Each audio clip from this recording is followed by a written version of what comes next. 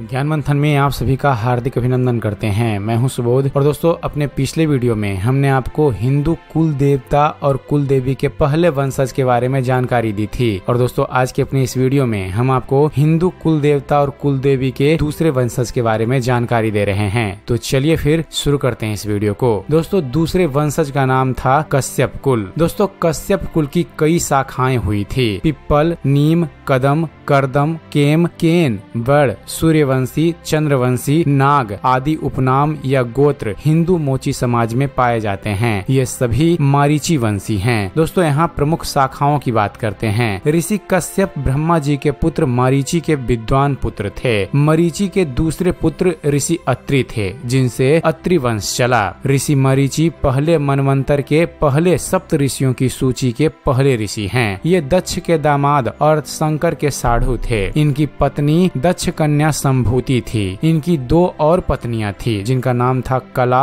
और उर्ना। दोस्तों, संभवतः उर्ना को ही धर्मव्रता भी कहा जाता है। दक्ष के यज्ञ में मरीची ने भी भगवान शंकर का अपमान किया था। इस पर भगवान शिव शंकर ने उन्हें भस्म कर डाला था। इन्होंने ही भृगु को दंड नीति की शिक्षा दी थी। ये सुमेरु के एक शिखर पर निवास करते थे और महाभारत में इन्हें चित्र शिखंडी कहा गया है। इन्हीं के पुत्र थे कश्यप ऋषि। दोस्तों, मरीची ने ही कला नाम की स्त्री से विवाह किया और उनसे उन्हें कश्यप नामक एक पुत्र मिला। कश्यप की माता कला करदम ऋषि की पुत्री और ऋषि कपिल देव की बहन थी। मान्यता के अनुसार फ्रेंड्स, कश्यप को ही अरिष्ट नेमि के नाम से भी जाना जाता है। सुर और असुरों के मूल पुरुष ऋषि कश्यप का आश्रम मेरु पर्वत के शिखर पर था। आज भी सुर और असुरों की जाति भारतवर्ष में विद्यमान है। दोस्तों, ब्रह्मा के पोते ऋषि कश्यप ने ब्रह्मा के पुत्र दक्ष की 13 कन्याओं से विवाह किया था। श्रीमद् भागवत के अनुसार दक्ष प्रजापति ने अपनी 60 कन्याओं में से 10 कन्याओं का विवाह धर्म के साथ और 13 कन्याओं का विवाह ऋषि कश्यप के साथ, 17 कन्याओं का विवाह चंद्रमा के साथ और 2 कन्याओं का विवाह भूत के साथ, 2 कन्याओं का विवाह अंगिरा के साथ, 2 कन्याओं का विवाह कृशाश्व के साथ किया था।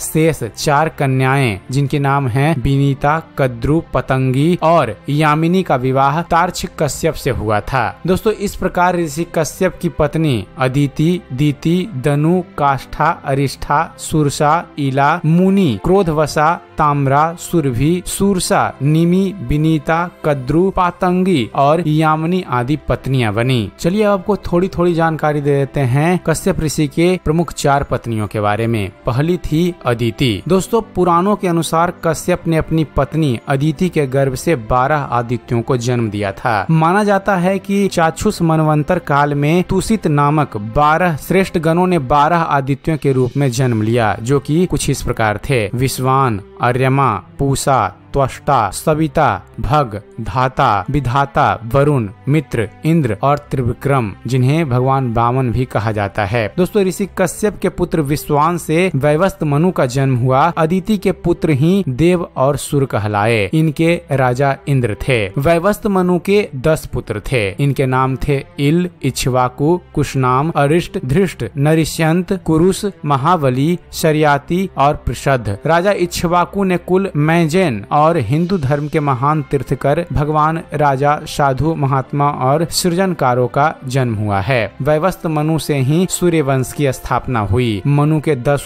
पुत्रों का वंश अलग अलग चला और सभी की रोचक जीवन गाथाएं हैं। मनु ने अपने ज्येष्ठ पुत्र इल को राज्य पर अभिषिक्त किया और वे स्वयं तप के लिए वन को चले गए। इक्ष्वाकु ने अपना अलग राज्य बसाया। भगवान राम इसी कुल में जन्मे थे। इक्ष्वाकु के वंश के बारे में आपको थोड़ी सी जानकारी दें तो मनु के दूसरे पुत्र इक्ष्वाकु के 3 पुत्र हुए थे। पहले पुत्र का नाम था कुशी, दूसरे का निमि और तीसरा का दंडक। इक्ष्वाकु के प्रथम पुत्र कुशी के पुत्र का नाम विकुक्षी था। विकुक्षी के पुत्र बाण और बाण के पुत्र अर्णय हुए। अर्णय से पृथु और पृथु से त्रिशंकु का जन्म हुआ। त्रिशंकु के पुत्र धुंधुमार हुए। धुंधुमार के पुत्र का नाम युवनाश्व था। युवनाश्व के पुत्र मंधाता हुए और मंधाता से सुसुंधी का जन्म हुआ। सुसुंधी संधि के 2 पुत्र हुए, ध्रुव संधि एवं प्रसेनजीत। ध्रुव संधि के पुत्र भरत हुए। दोस्तों कुशी के कुल में भरत से आगे चलकर सगर, भगीरथ, रघु, अम्बरीश, ययाति, नभाग, दशरथ और भगवान श्री राम हुए। उपयुक्त सभी ने अयोध्या पर राज्य किया। पहले अयोध्या भारतवर्ष की राजधानी हुआ करती थी, बाद में हस्तिनापुर हो गई। इक्ष्वाकु के दूसरे पुत्र निमि मिथिला के राजा थे। इसी इक्ष्वाकु वंश में बहुत आगे चलकर राजा जनक हुए। राजा निमि के गुरु थे ऋषि वशिष्ठ। निमि जैन धर्म के 21वें तीर्थकर बने। कश्यप की दूसरी पत्नी थी दिति।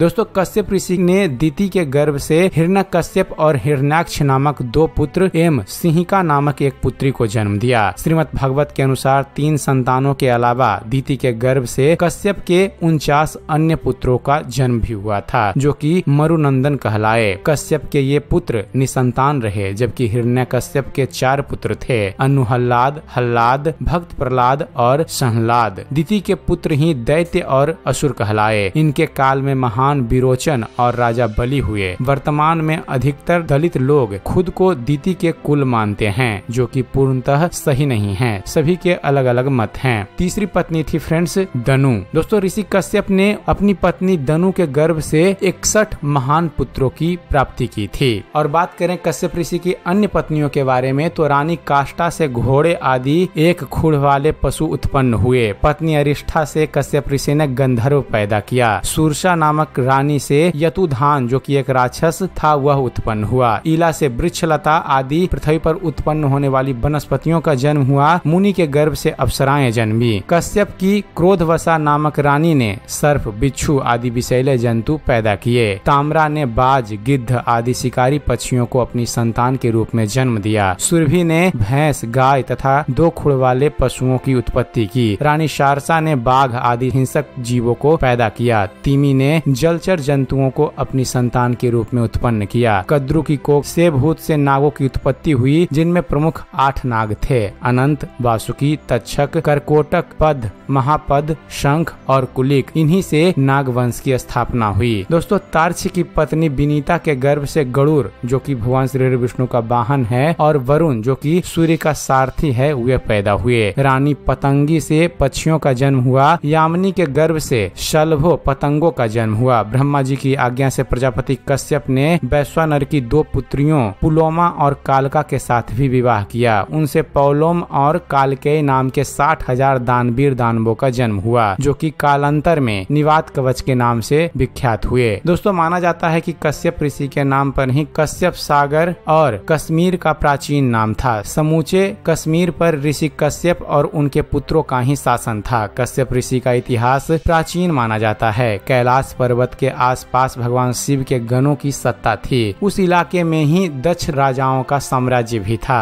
कश्यप ऋषि के जीवन पर शोध किए जाने की आवश्यकता है। तो दोस्तों यह थी हिंदू कुल देवता और कुल देवी के दूसरे वंशज के बारे में। उम्मीद करते हैं फ्रेंड्स आप सभी को हमारा यह वीडियो पसंद आया होगा। अगर वीडियो पसंद आया हो तो वीडियो को लाइक और शेयर करना न भूलिएगा। और दोस्तों ऐसे ही ज्ञानवर्धक वीडियो देखते रहने के लिए आप हमारे इस चैनल ज्ञान मंथन को सब्सक्राइब जरूर कीजिएगा। आप हमारे इस चैनल को सब्सक्राइब कीजिए और देखते रहिए, जानते रहिए। धन्यवाद। जय हिंद।